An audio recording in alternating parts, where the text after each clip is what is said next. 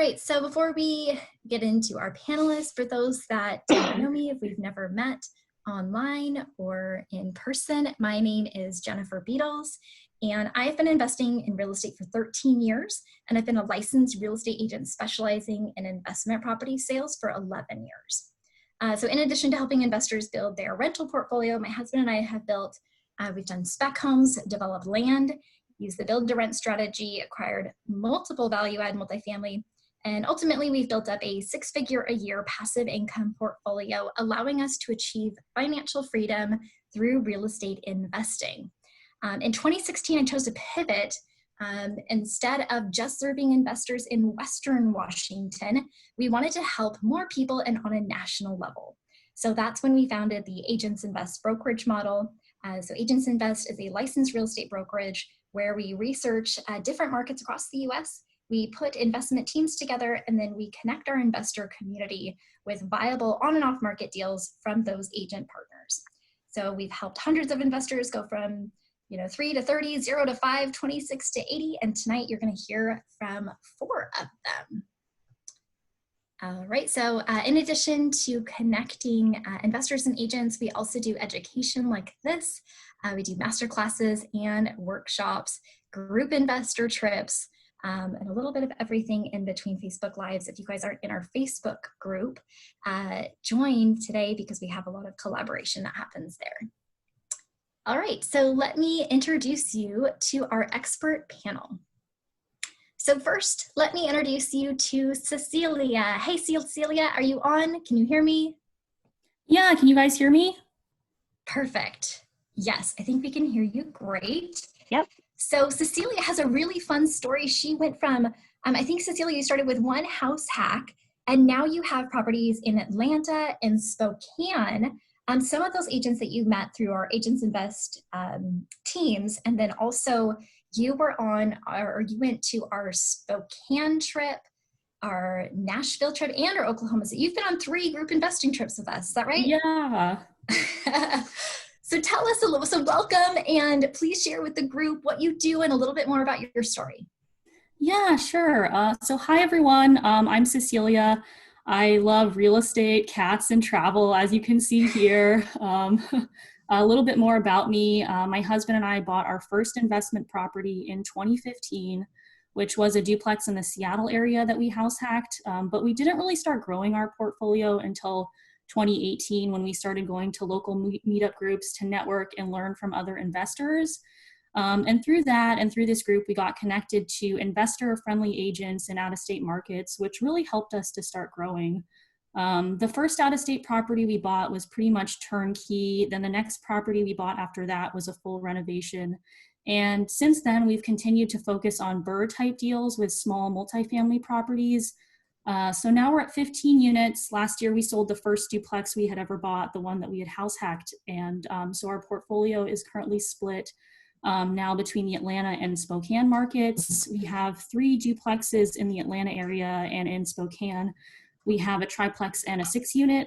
And kind of a crazy thing for us is that my husband actually quit his job last year, which wasn't exactly planned. We had been thinking that he would work for a couple more years and I would work for a few more years while we built our cash flow up. But he had been working at a really terrible corporate job for about 4 years, and he just couldn't do it anymore. So he put in his 2 weeks notice, and on his last day of work, he went straight from his office and drove to Spokane, and he was gone for the next 2 weeks, finishing the triplex project we had been working on there. So since last year, he's been a full-time investor, spending a lot of time managing our rehabs and is pretty hands-on with those. So he spends a lot of time out in these markets that we're investing in. I'm still at a regular W-2 job to help us continue to qualify for loans and continue saving so we can invest in more real estate. And I'm also still pretty heavily involved in our investing business, especially with deal analysis, bookkeeping, and loan stuff. So it's been really exciting for us to have real estate investing go from kind of a side thing to a full business for us. And we're both just really excited about our future and continuing to grow. We've learned a ton along the way so far and have met so many amazing people that have been really helpful and supportive. We also love to travel, so it's been really fun to go on the investor trips through this group. As Jennifer mentioned, we've been to Spokane, Oklahoma City, and Nashville, and it's just been really incredible to be a part of this community. So yeah, I love learning and sharing, and I'm really grateful and happy to be here with everyone today. So thank you guys so much. Oh, thank you, Cecilia. Love your story and so excited to hear that Joe quit his job. That's amazing. That's incredible for 15 units. I want to make sure that you guys heard that if you just joined. 15 units and Joe quit his job. That's incredible. All right. So next up, we have Sean. Hey, Sean, are you there? Can you hear me? Are you unmuted? Yes, can you hear me? Okay, perfect. So Sean, you too joined our Addicted to ROI community, started coming to the meetups. I think it was in 2017. And at that time, you had the 3 single-family houses in Florida. And then you purchased some properties in purchased a property in Spokane. You were on the trip for this first Spokane trip. And then you were also with us in Nashville, purchased in Tennessee, and then most recently, Texas. So you're up to 28 units now, is that right? 28 is correct, but some of the other items are a little, I think I joined about 2 years ago, and I only had two single families when I started. Okay, amazing. So you went from 2 single family homes to 28 units in 2 years. Yes. It's incredible. All right, so welcome, Sean. Thanks for being here. Tell us a little bit more about your story. Sure. So I'm Sean Newton, and as you can see, my wife and daughter like to keep active, and I really enjoy volunteering with the ski patrol and search and rescue. My wife and I have done extensive international travel, and our goal with passive income is to share those experiences with our daughter. So a little bit about how I got started. Really, my wife and I heard an ad on the radio in 2014 that said, "Learn to flip houses." And basically we bought into an educational platform that gave us our investing foundation. It was about 100 hours of live lecture, and this gave us our rock solid mindset. So to date, we have flipped 6 homes, wrote 7 loans, and now we own 28 units. So the rentals are 2 single family in Florida, 1 duplex in Washington, 1 8-plex in Tennessee, and 4 4-plexes in Texas. So I joined Addicted to ROI about 2 years ago. I was personally feeling kind of bearish in the Seattle market for flipping, and I wanted to be surrounded by investors who were successful with buy and hold. So I purchased the duplex, which is my first multifamily, about 4 months after the ROI Spokane field trip.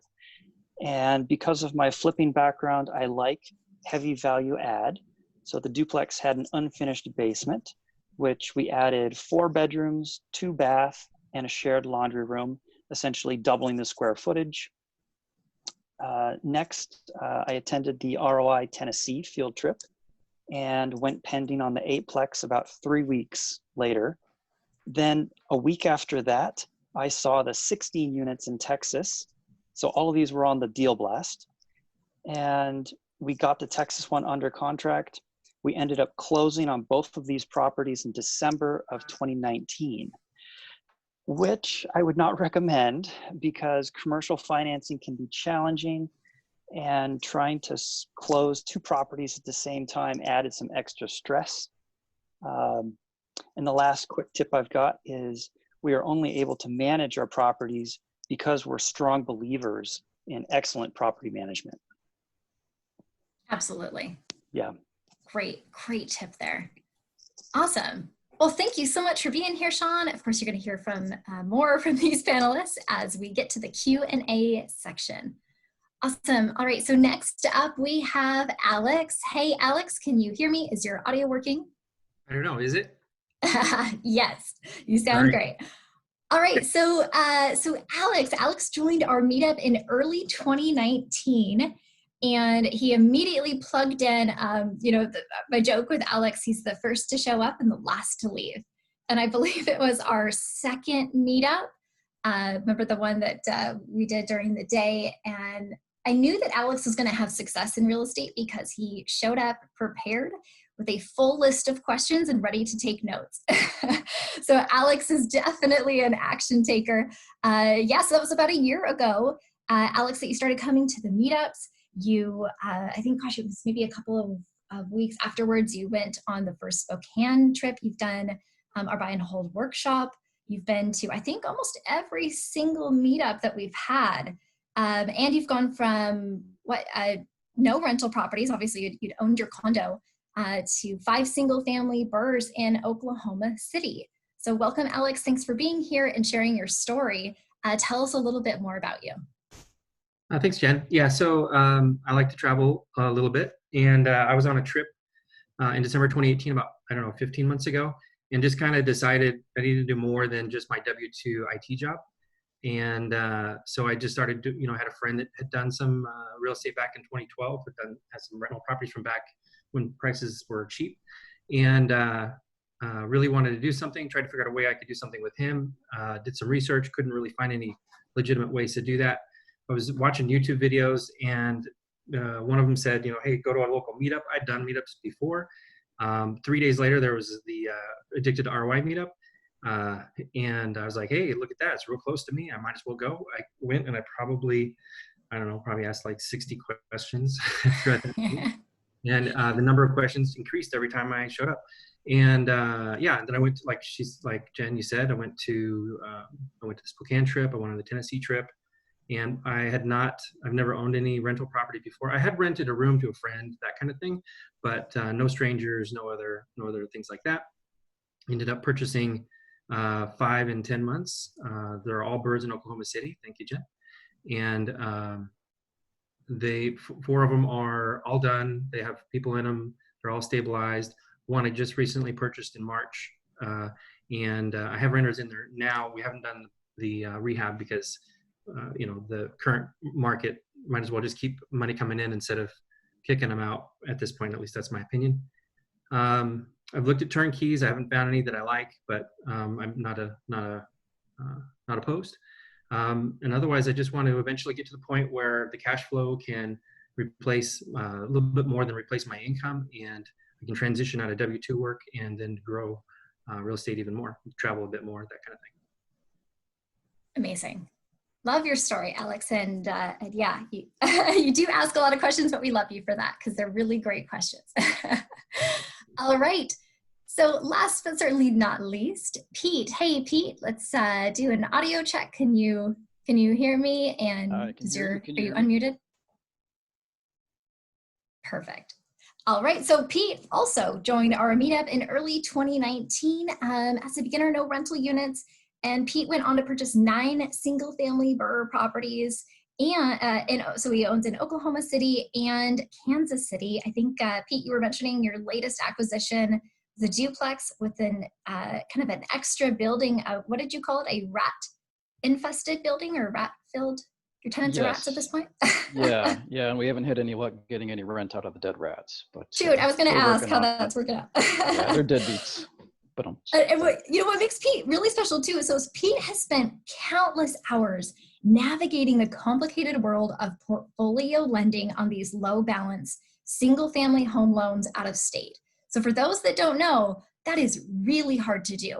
It's hard enough to get loans out of state, let alone on these low balance loans, these kind of inexpensive houses in the Midwest, especially when it's adding on, burr to it.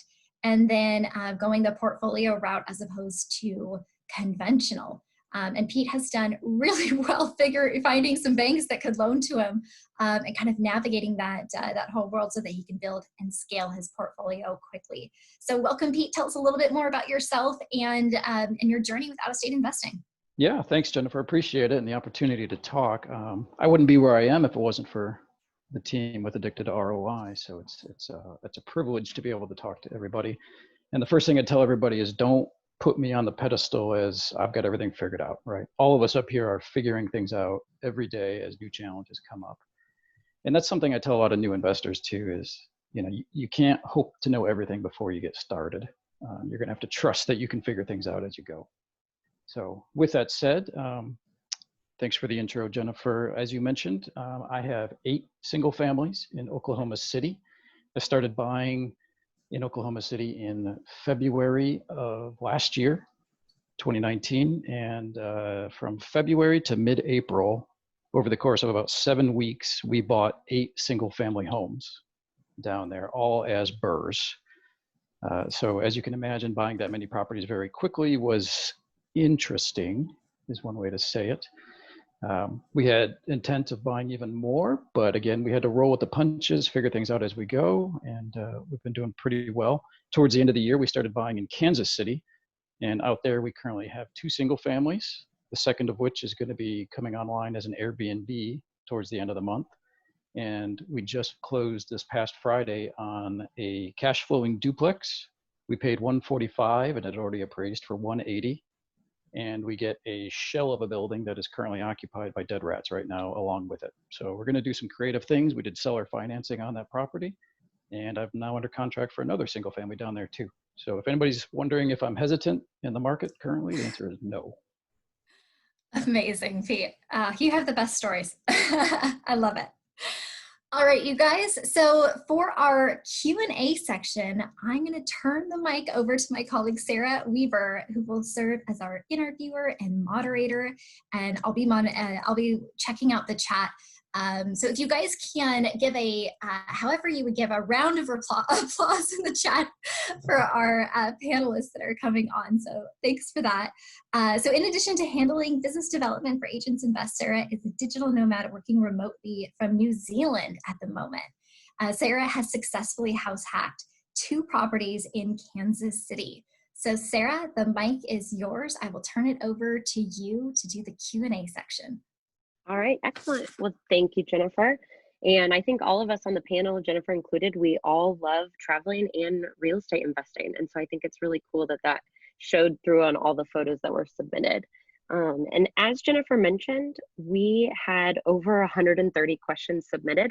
And so what we will do is we'll tackle the most repeated questions and try to get to as many as we can on this. And so let's just start off. One of the most asked questions is, do you recommend buying out of state on your first investment? And so Sean, I think you're going to handle this one. Do you recommend buying out of state on your first investment?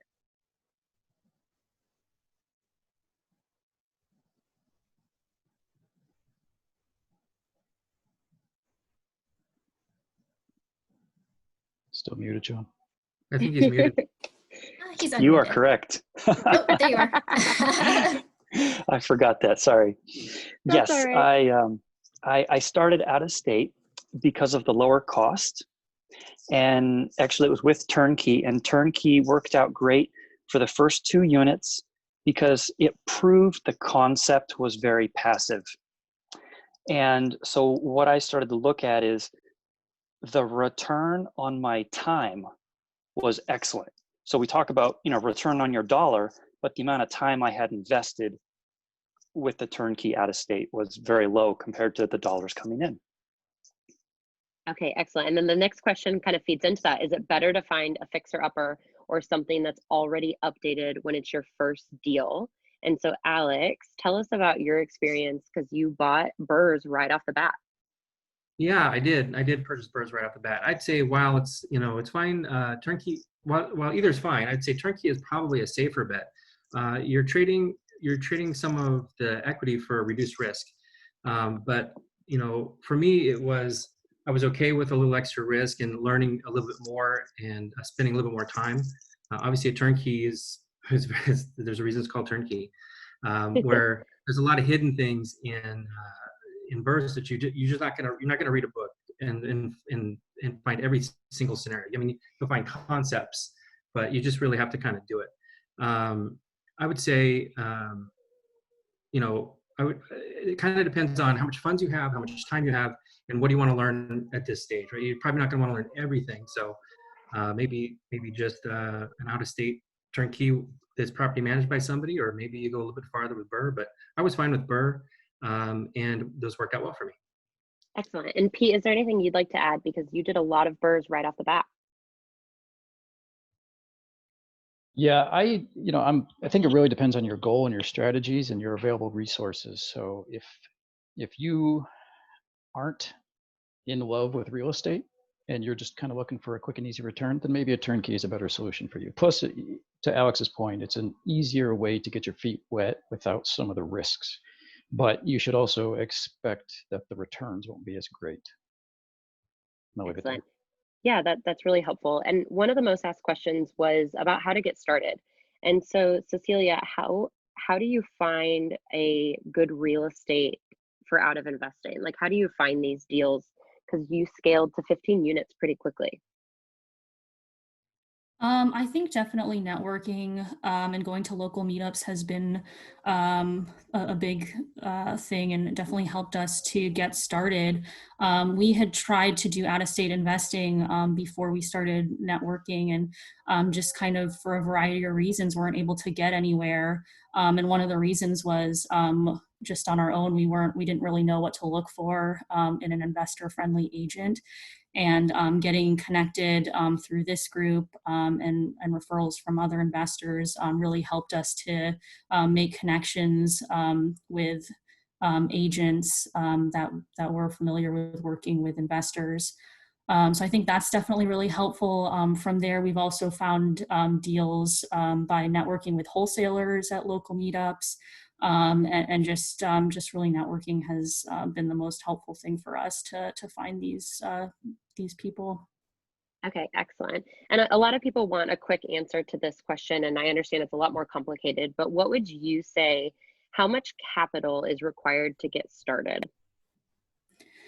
So all of our properties have been multifamily, so 2 to 6 units. The 2 to 4 units are going to be conventional financing, or that's at least the route that we've taken. So that's going to be 25% down. We've come up with that in a few different ways. Initially, it was just pure savings, just money that we had saved up from our jobs. And then we kind of moved on to using other sources. Through this group, we kind of got the great idea to use HELOCs, which we had never thought about before. So we got HELOCs on our primary residence and then one on an investment property that we have. And that helped us to, we've used the HELOC funds to purchase a property completely in cash. And then we did the rehab and then refinanced into a regular conventional loan. We've also used HELOCs as down payments on conventional loans. So those are kind of a couple ideas or ways that we've used to get the initial funds. But yeah, generally 25% down. Okay, excellent. And Sean, Alex, and Pete, have you guys also used HELOCs? This is Alex. Yeah, I have. I use a HELOC off of my main house, and I've used that for holding funds. So when you're doing the BRRRR itself, you might need some extra funds, or you're funding the BRRRR yourself. So I've used it for that. Yes, Sean here. I also started with a home equity line of credit, and then I ended up through the educational company. I did some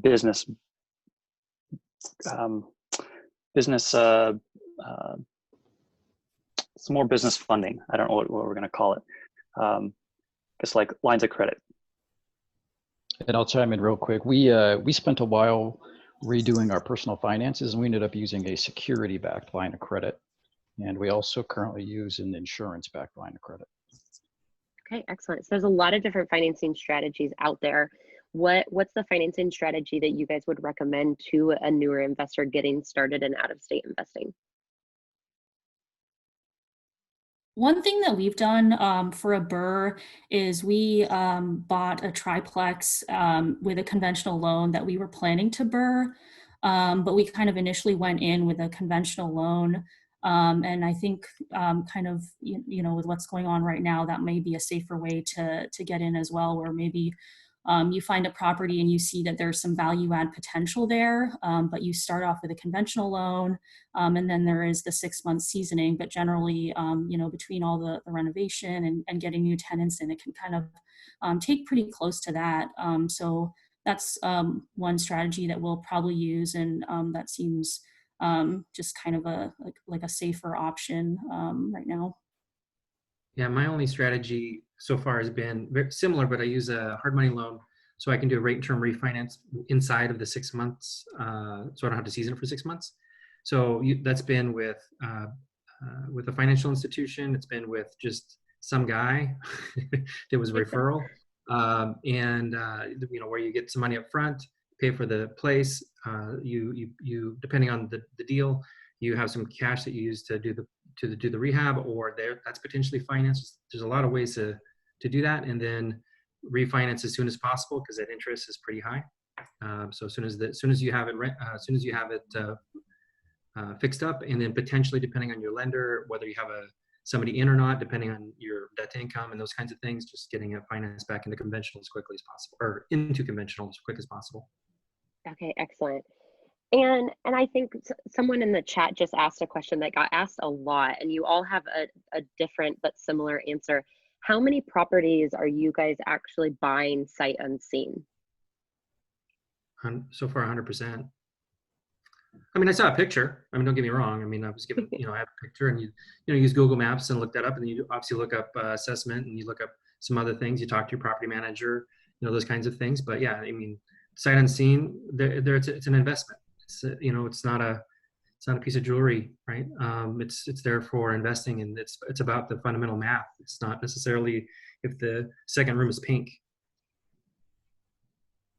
Yeah, I'll jump onto that real quick. I mean, to Alex's point, these are investment properties, right? I don't necessarily need to look at it myself to decide if would I live here or not. It doesn't matter. It's a rental. I don't care in that regard. It's more important, do the right people between getting a rehab done and the property manager, have they looked at it and are they on board with that property? We bought our first 2 properties without seeing them before closing, and I actually would not recommend that. Now we do see every property in person before we follow through and close, and we also ensure that either myself or my husband attends the inspection. We've just found that that's really valuable information to be able to kind of walk through the property with the inspector, and we've seen that it kind of also helps. I know we've all kind of seen these inspections, and they can be really scary. And sometimes if you walk through with the inspector in person, of course they have to make sure that for legal reasons they're noting everything. But they might point something out and say, look, I've got to, call this out, but it's really not that big a deal. Or the same goes the other way. They might write something in the inspection and you think it's not a big deal. And when you're, in person with them, you can ask them questions and just get some more information that I think can be really helpful. So I would recommend, and that's what we do. Yeah, for me, it's a little mixed. Obviously, the only property I have in Washington, I was able to drive to, so I went and saw it. But all the properties out of state, most of them I didn't see until after I purchased or closed. And then I've got a couple buildings that I still haven't seen. But same as Alex said, I'm asking for photos and walkthrough videos. So I'm making sure that I've got full exterior walkthrough videos and interior. Okay, excellent. And then Pete, I want to clarify that you haven't been needed on site during the renovation period. That was a question from one of our attendees.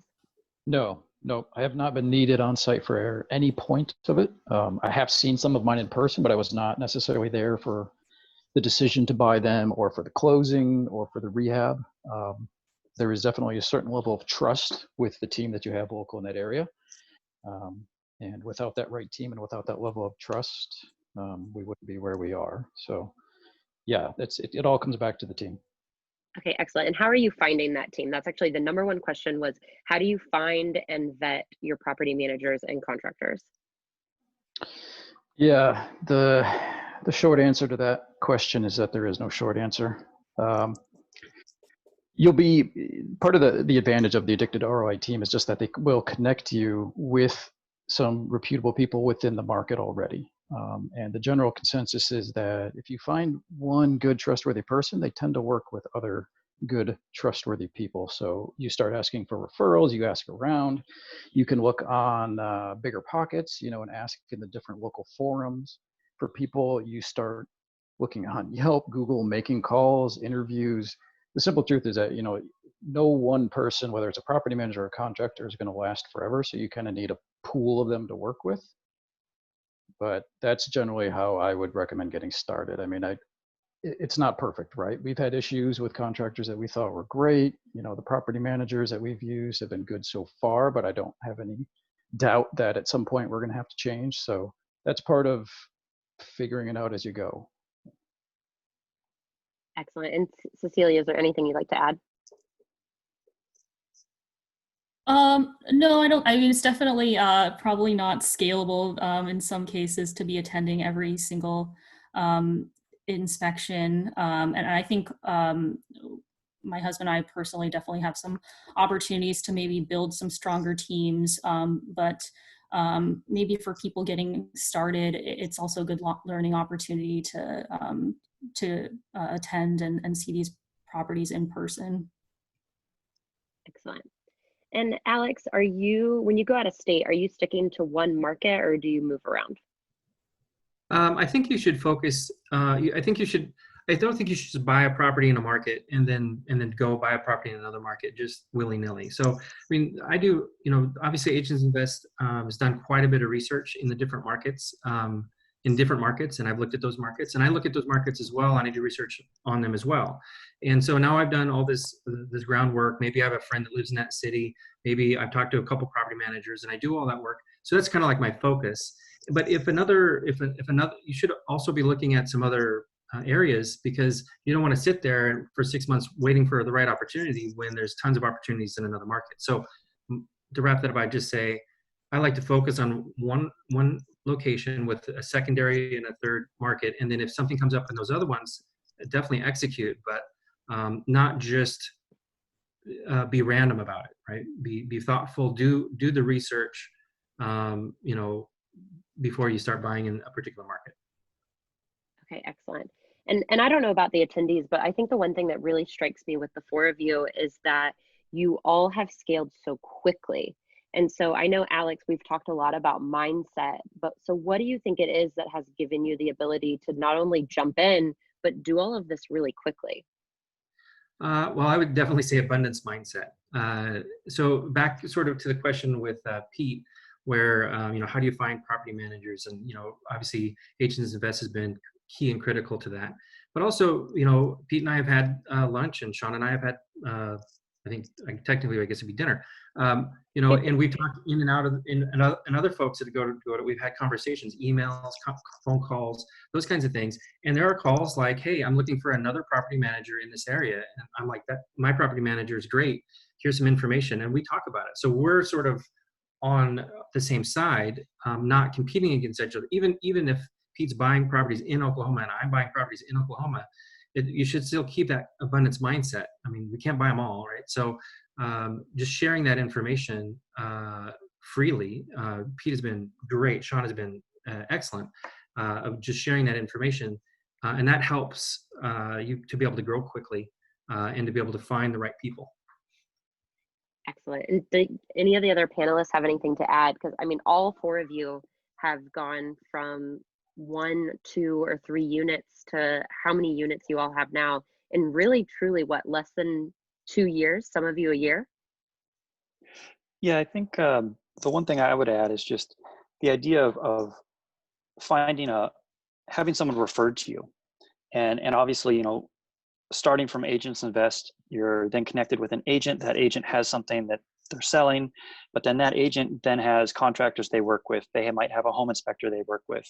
And then when you contact that home inspector, you find out, you know, how deep their relationship is. And so the idea of a referred person definitely helps find, you know, somebody who's qualified and will give you a good result. Yeah, and I would say, I think your question was, you know, how did we scale so quickly? I'm only at 5 in a 10-month period, and maybe that's a lot, maybe that's not a lot. I don't know. It's totally doable. It's totally, you know, I've been twiddling my thumbs for months, right? So it's not like, you know, I have a job that's more than full time. So it's totally doable to do, you know, quite a bit, 1 a month or 1 every 2 months or whatever. It's really just, you know, bite up what you can chew, and then once you can chew some more, bite some more off.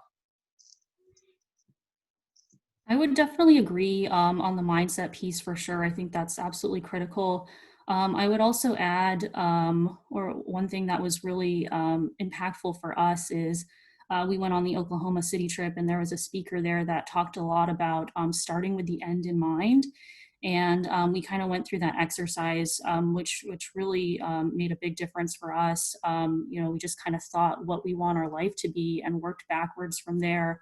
And that's just been super helpful to for us to just understand what our next step needs to be and to keep us motivated. I think growing quickly for us, at least, has definitely been a lot of sacrificing. And it definitely helps if you can, when you're, you know, in the middle of a challenge, to think, you know, oh, well, this is why I'm doing it, and this is where we'll be, you know, if we just keep moving forward. So I would definitely recommend that as well. Excellent. And Sean, I think we had a really interesting conversation. You had talked about the cost of inaction. And so do you want to touch on that? And then we have time for one more question after this. Sure. Really, I think, you know, if I kind of step back and I look to see what I would have done differently, is that I wish that I would have started buy and hold earlier.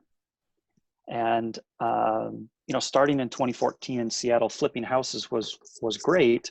But what I missed out on was that a flip would sell, and then whoever bought it, they could resell that flip for $100,000 more in just a year, or sometimes even 10 months. And so I was missing out on that fast appreciation growth, and sometimes making, you know, much less than even the contractor was making.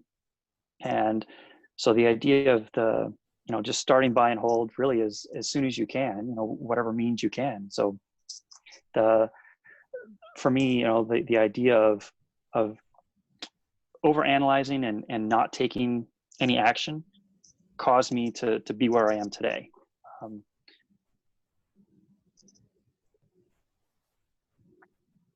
Excellent. Thank you. Anyone else want to add anything?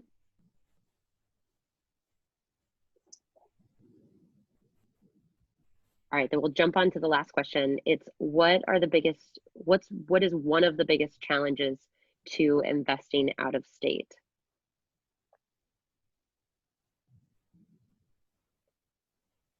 I would just say fear of the unknown. You know, it's not physically there in front of you to look at, and so you have to rely on other people to, you know, tell you where things are at. You know, you should follow the trust but verify rule. Sure, you have a contractor; they're giving updates, but you should have your, you know, your third party, you know, property manager go out and take pictures every week for you, or those kinds of things.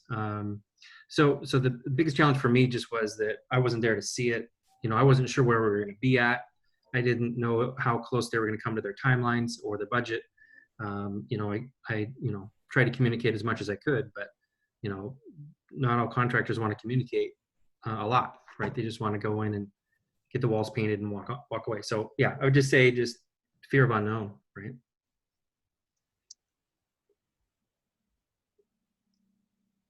Excellent. Anyone else want to chime in? Yeah, I'll add in to that. I think there's a lot of good resources and books. David Green from Bigger Pockets has a book on long distance real estate investing, which is kind of a good primer to help get you started. With that said, you know, there's definitely no harm in going to visit the city and meet a lot of these people. For every city that we invest in, while we have bought without having been there and without having met the team in person before, I definitely do get down to those areas and shake hands and kiss babies, as they say, you know, to take that relationship to the next level, right? There's a certain amount of trust. And I think if you're always just a voice on the other end of the phone, it's harder, or I should say it's easier in that case for people to try to cheat or lie to you versus if it's somebody that they know and have met and know that they're going to have to meet with again in a few months.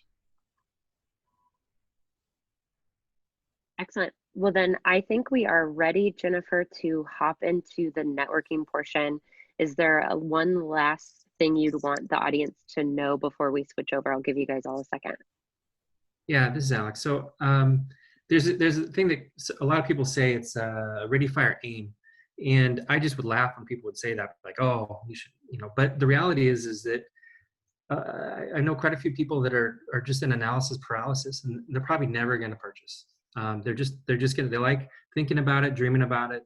they buy lottery tickets, I don't know, whatever. But the point is, they're just not going to take that action. And so I would just say, I don't think anybody's going to be 100% ready to take action. No deal is going to, you're not going to get the perfect deal the first time. I mean, maybe you will, but probably not, because the perfect deal will be snapped up with somebody with a lot more experience and knows how to make that decision in 3 minutes. So just what I would just say is, you know, what does Jen say? Time heals all real estate wounds, or something like that. And just, you know, I would just say go for it. These are, you know, but the houses that I have, they're, you know, they're average around $125,000 or $130,000. So they're not, I mean, that is a lot of money, but most of it the bank owns, so, or bank paid for. So it's just, I would say, just kind of, you know, do enough research, get enough confidence, meet enough people, and then and set some goals. What are you looking for specifically? What are your requirements? Set them in, you know, kind of set them in stone, and then just move on it. Yeah, I would definitely agree with Alex, and I would add to just don't beat yourself up. If you make a mistake, you're going to make mistakes, and I think mistakes are really helpful in this business. That's just how you learn, and you just you know, continue to move forward. This is Pete. I'll jump in too. I mean, you can tell from my picture kind of what my priorities are. I've got a 2-year-old son at home, and it kind of came down to the point of where I decided what scares me more, buying an out-of-state property or having to work for the next 20 years and missing a significant portion of growing up with my son.